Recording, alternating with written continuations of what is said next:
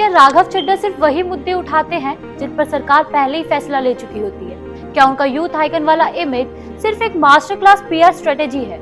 आज की इस वीडियो में हम राघव चड्ढा की पूरी हिस्ट्री, उनके पॉलिटिकल करियर और उन पे लग रहे सेटिंग के आरोप को समझेंगे। चलिए शुरू करते हैं।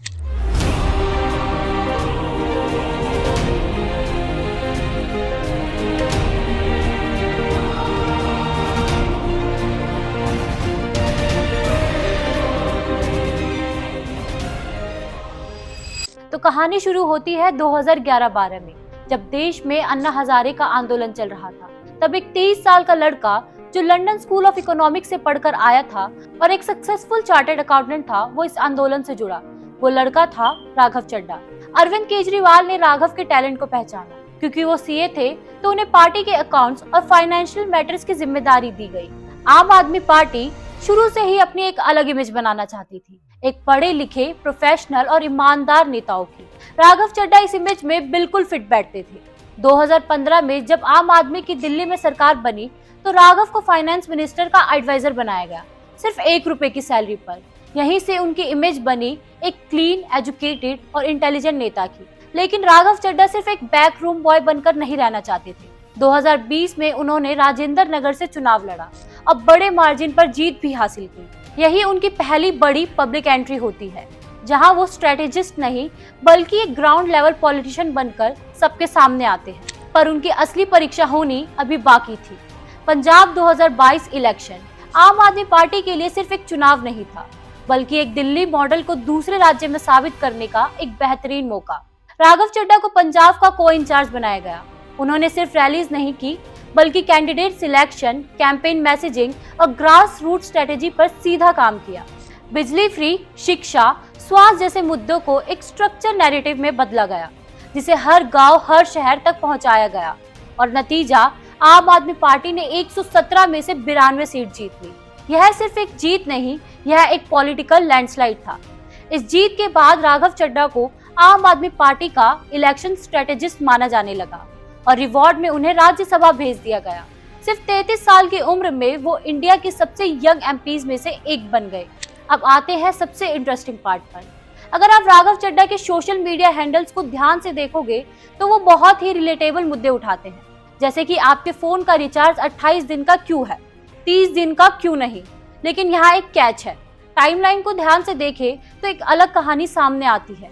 कई ऐसे मुद्दे जिन पर राघव पार्लियामेंट में आवाज उठाते हैं, उन पर सरकार पहले ही काम कर चुकी होती है या नोटिफिकेशन जारी हो चुका होता है।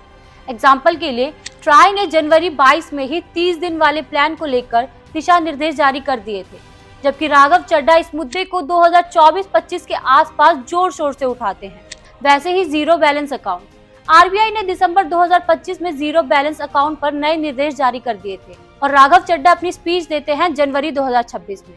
एयरपोर्ट पर सस्ते फूड की डिमांड, सरकार सस्ते खाने को लेकर पहले ही फैसला ले चुकी थी और इसका नोटिफिकेशन भी नवंबर 2025 में आ चुका था। लेकिन राघव चड्ढा 4 दिसंबर को यह मुद्दा उठाते हैं और इत्तेफाक से 13 दिसंबर को कोलकाता एयरपोर्ट पर उड़ान यात्री कैफे भी शुरू हो जाता है। लेकिन असली बात तो ये है कि इस कैफे की शुरुआत सरकार पहले से ही कर चुकी थी। इसके बाद राघव एयरपोर्ट पर जाते हैं, वहाँ ₹10 की चाय पीते हैं और वीडियो बनवाते हैं और इस मुद्दे को एम्पलीफाई करते हैं। गिग वर्कर्स का भी मुद्दा कुछ ऐसा ही है। 6 दिसंबर 2025 को राघव चड्ढा पार्लियामेंट में एक इमोशनल सी स्पीच देते हैं कि 10 मिनट डिलीवरी का प्रेशर खत्म होना चाहिए और जनवरी 2026 में ब्लिंकिट इसे खत्म भी कर देती है। तब राघव इमोशनल होकर कहते हैं, सत्यमेव विजयते, टुगेदर वी वॉन। देखकर तो ऐसा लगता है कि उनके ही आवाज उठाने से ये सब खत्म हो चुका है। लेकिन पूरी तस्वीर ध्यान से देखें तो कोड ऑन सोशल सिक्योरिटी 2020 में ही गिग वर्कर्स के लिए एक नया फ्रेमवर्क तैयार कर चुकी थी। नवंबर 2025 में इसे लागू करने की प्रक्रिया शुरू भी हो चुकी थी। कंपनीज पहले से ही सरकार के साथ बातचीत में थी और पॉलिसी लेवल पर काम भी चल रहा था। यही नहीं, इन्फो एज के फाउंडर और जोमेटो के अर्ली इन्वेस्टर संजीव बिखचंदानी ने भी कहा कि Raghav Chadha is adding nothing to conversation, only takes credit. तो क्या ये सिर्फ एक इत्तेफाक है या फिर एक पैटर्न?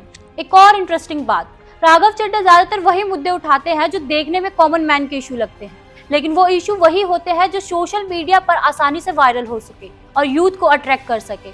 तो सवाल ये है, क्या राघव सिर्फ क्रेडिट लेने के लिए लेट स्पीच देते हैं या फिर ये एक सोची समझी स्ट्रेटेजी है लोगों को दिखाने की कि देखो मैं तुम्हारे लिए ही लड़ रहा हूँ। अब थोड़ा सीरियस हो जाते हैं। पॉलिटिक्स में एक टर्म होता है कंट्रोल ऑपोजिशन। आजकल चर्चा है कि राघव जी आपके हैं या आपके यानी बीजेपी के होने वाले हैं। क्या ये हो सकता है कि उन्हें एक ऐसे चेहरे के लिए तैयार किया जा रहा हो जो यूथ को पसंद आए और पढ़ा लिखा दिखे और जो सिस्टम को अंदर से समझे? पर असली सवाल अभी भी वही है, क्या राघव चड्ढा वाकई जनता के लिए लड़ रहे हैं या फिर ये सब एक केयरफुली क्राफ्टेड इमेज है? कमेंट सेक्शन में जरूर बताइए।